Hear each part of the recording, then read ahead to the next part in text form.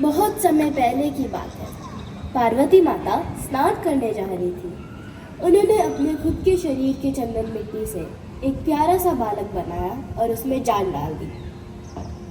हे पुत्र, आज से आप मेरे पुत्र विनायक हो। मैं स्नान करने जा रही हूँ। आप दरवाजे पर पहरा देना और जब तक मैं ना कहूँ किसी को अंदर आने मत देना। जो आज्ञा माता, मैं किसी को अंदर प्रवेश नहीं करने दूंगा। कक्ष के बाहर बाल गणेश पहरा दे रहे थे। कुछ ही समय में शिवजी पार्वती माता से मिलने आते हैं। अरे, ये कौन बालक है और मेरे घर के द्वार पर क्यों खड़ा है?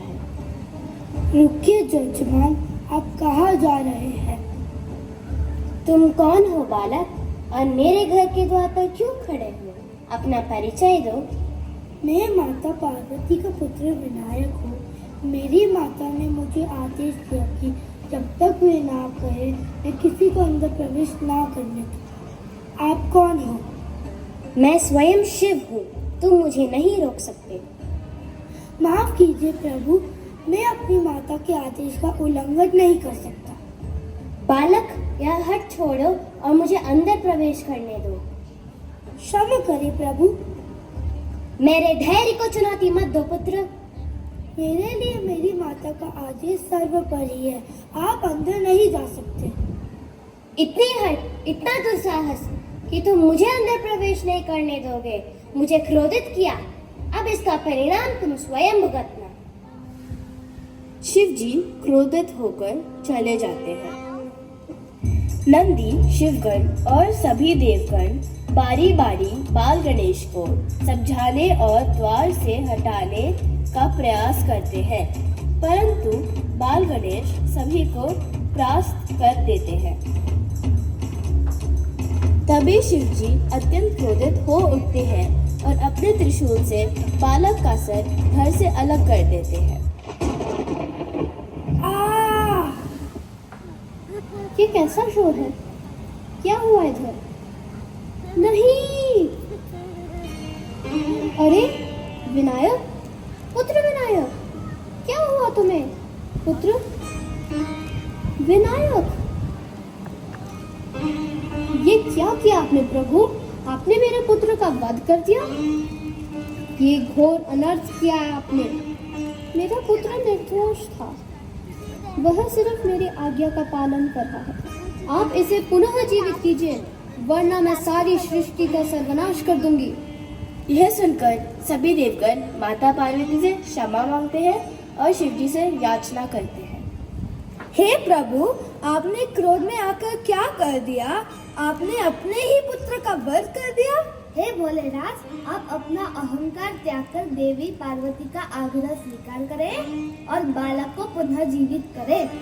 मुझे क्षमा करें देवी, मैं पुत्र को पुनः जीवित करूंगा। हे विष्णु, आप अभी जाइए और जो भी पहला जीव उत्तर की ओर सर करके सोया हो और जिसकी माता अपने बालक की ओर पीठ करके सोई हो, ऐसे बालक जीव का सर लेके आइए।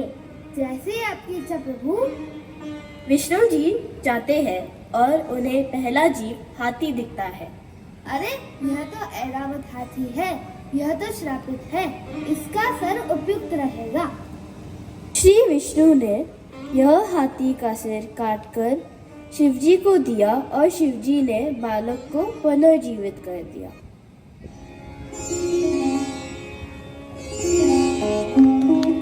माता, माता, मेरे पुत्र, हे प्रभु, हमारा पुत्र पुनः जीवित हो गया, परंतु इस रूप में सभी इसका मजाक उड़ाएंगे। अहि देवी, मैं ऐसे वरदान देता हूँ। यह बालक युगों युगों तक सब लोगों का कल्याण करेगा। सभी शुभ कार्य में पहले इसकी पूजा करेंगे। यह बुद्धि, बल और ज्ञान के दाता होंगे। देवी, मैं इसे वरदान देता हूँ कि यह सभी देवगण और मानवगण के लिए अति प्रिय और पूजनीय देव होंगे। आज से यह गजानन गणेश कहलाएगा। बोलो गजानन गणपति की जय। बोलो गौरी पुत्र गणेश की जय। गणपति बाप्पा मोरया। गणपति बाप्पा मोरया। गणपति बाप्पा मोरया। गणपति बाप्पा, गणपति बाप्पा मंगल मूर्ति।